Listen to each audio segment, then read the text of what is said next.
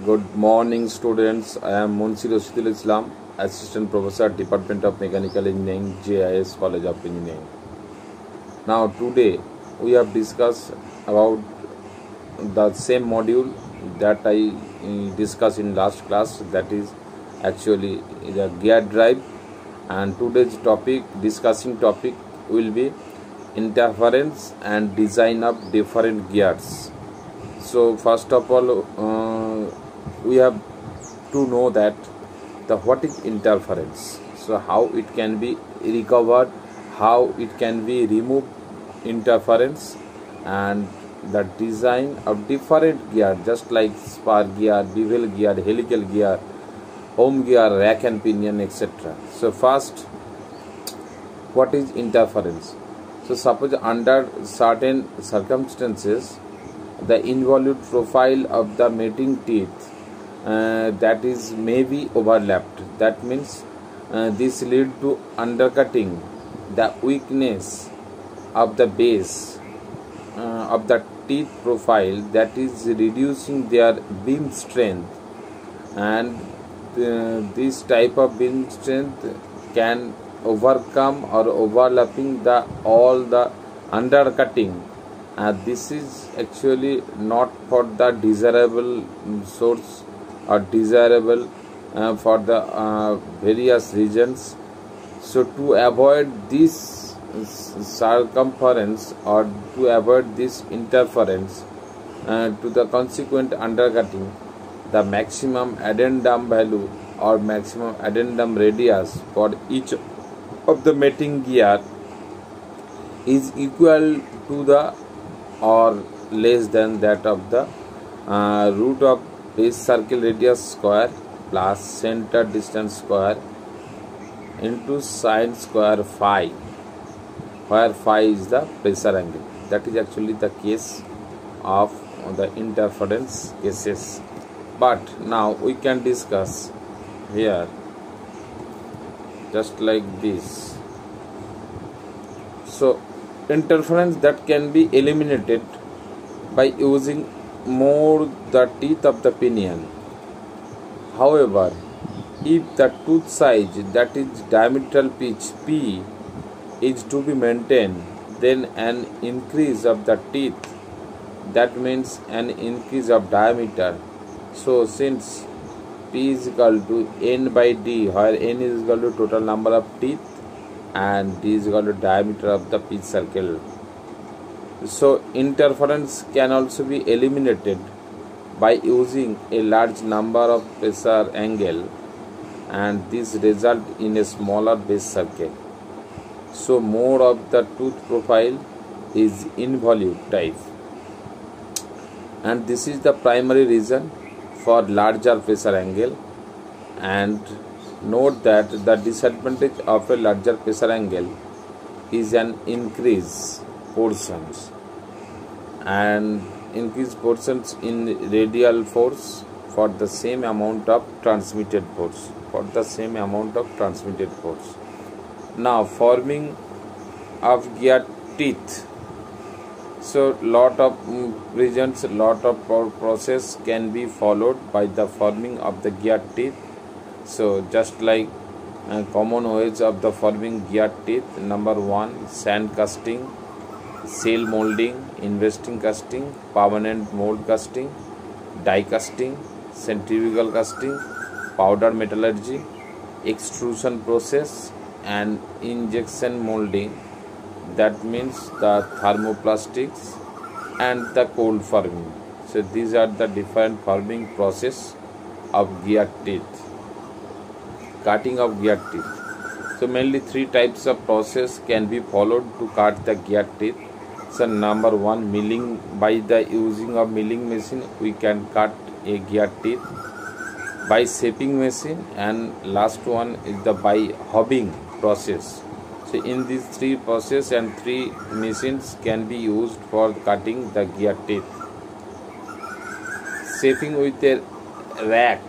So a gear blank which is actually rotate either in anti-clockwise direction, then the rack cutter which is actually used to cut the teeth in a specific direction that is actually perpendicular to that of the figure that is actually given in the screen. So total rack can be cut in such a manner by the using of any machines or any process, just like either in milling process or hobbing process or shaping process. The straight bevel gear. So we know that the bevel gear, the axis of the two gears are coincides or intersects each other. So that's why to transmit the motion between the two intersecting shafts, where the two intersecting shafts are used to transmit the power for one shaft to another shaft. So that's why the straight line, straight bevel gear can use in this regard. Straight bevel gear formula. So here the formula that is tan sigma is equal to so tan lambda is equal to, that means the angle, np means total number of teeth in pinion, total number of teeth in gear. So tan lambda is equal to total number of teeth in gear by total number of teeth in pinion, and that means the coincide portions where the angle can be created in 90 degrees. So that's why the shape of the teeth and the projected on the backbone is same as in a spar gear with radius RB, base circle radius. And now the virtual number of teeth in this virtual spar gear, that will be n dash is equal to 2 pi RB by P. Now parallel helical gear, similar to that of the spar gear, but with the teeth making an helix angle with respect to the gear center line, and now adding some axial force component to the shaft and bearing. Now in case of the smoother transmission of forces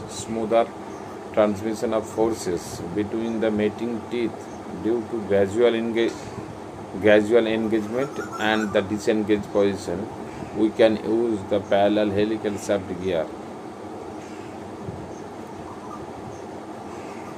And this is a particular case where the parallel helical shaft gear is used, where the tooth shape is involute helicoid, and this type of figure is just like a cylinder, a solid cylindrical shell, where the one side is the edge type paper and another side is base helix angle also be calculated, and the cylinder face is just like a circular type, and where the involute profile teeth can be drawn and at the upper portion of the cylinder. Now this is actually the case of the parallel helical gear, and that is another name is herringbone gear, double helical gear. So now the transverse circular pitch PT is actually in the plane of rotation. Now normal circular pitch PN, all the notations can be given, can be shown in the right hand side figure, where the transverse circular pitch PT is actually in the plane of rotation. Normal circular pitch PN is in the plane perpendicular to the pitch. So that means PN is equal to PT into cos psi, and all the angle can also be verified by the specific function. And axial pitch Px is along the direction of the shaft axis. So Px is equal to Pt by tan psi. Now the normal diametral pitch Pn is equal to Pt by cos psi. Normal diametral pitch Pn is equal to Pt by cos psi. and Pn into Pt, Pn into Px is equal to pi. So that is actually the total axial value into normal circular pitch. Axial pitch into normal circular pitch is equal to the total value of pi. Relation between pi shows cos psi is equal to tan phi n by tan phi t. So that is actually the parallel helical gear cases where the total helix angle tan pi can also be calculated in terms of the normal axis and the transverse axis. Parallel helical gear. In this regard, in the viewing along the teeth, the apparent pitch radius is greater than the viewed along with the shaft. That means the greater virtual R has a greater virtual number of teeth. That means greater virtual radius has a greater virtual number of teeth. That means capital N. So N dash is equal to N by cos q phi. That allows the various teeth on helical gears without undercutting. This is one problem related to the helical gear pressure angle, where a stroke helical gear has a normal pressure angle is 20 degree. That means phi also will 20 degree, and helix angle is 25 degree, and the transverse circular diameter pitch is 6 teeth per inch and has 18 teeth. Find the pitch diameter, transverse and normal and axial pitch, normal diametral pitch, and transverse pressure angle. So first one is pitch diameter. Pitch diameter D is equal to N by Pt. That means here Pt is equal to 6. So N is equal to 18. So 18 by 6 is equal to 3 inch. Now second point, transverse pitch. Transverse Pt is equal to pi by Pt. Capital Pt. Here Pt is diametral pitch. So pi by 6. That means 0.5 to 36 inch. And now Pn is equal to Pt into cos psi. That means here pressure angle helix angle is 25 degree. So 0.5 to 36 into cos 25 degree, and after putting the value, that will be 0.4745 inch. Similarly, Px is equal to Pt by tan psi. That means the tan 45 degree, and value will be calculated as per the value that can be given in the problem. And now Pn is similar method. You can follow all the equations regarding the parallel helix angle. Interference with helical gears. On spar gear and gear with 1:1 gear ratio, smaller number of teeth will not have interference. Is Np is equal to 2k cos psi by 3 sin square phi t, 1 plus root of 1 plus 3 sin square phi t. That is actually the equations, where k is equal to 1 for full depth, k is equal to 0.8 for stub teeth, and the equations will be as much as follows.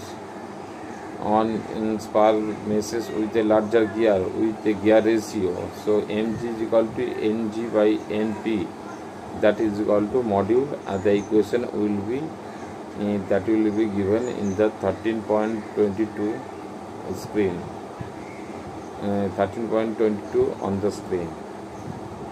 Interference with helical gear and largest gear with a specific pinion that is interference free is ng is equal to the 13.23 equations, and smallest spar gear pinion with interference free in a rack, that will be np is equal to 2k cos psi by sin square phi t. That is actual case of the ohm gear. home gear, obviously one specific region also be there, and that will be a angle, lead angle, lambda, del angle, and helix angle is psi g for a gear. And same method can be followed in the previous slides. And ohm gear may have any pitch diameter, should be same for all the types. To use the cut of the teeth, recommended range of the ohm teeth, ohm pitch diameter as function of the center distance, and that will be given in 13.26 equations. And the relation between the lead and the lead angle, that will be L is equal to Px into Nw, where L tan lambda tan delta is equal to L by pi dw, where dw can be calculated as the diameter of the ohm gear. So this is actually the case where all the notations can be shown in the ohm gear. And most of the cases of the ohm gear, helical gear, spark gear, all the cases the designing method can be followed properly as per the nomenclature given in the first slides of the of these classes. So mainly we can follow the different types of interference, different types of gear design, everything can be discussed in this class. Now next classes we can discuss with a new topic and with the remaining part, remain this part of the design that are due in the today's class. So next class we can discuss with a new lesson and with obviously a new topic. Thank you.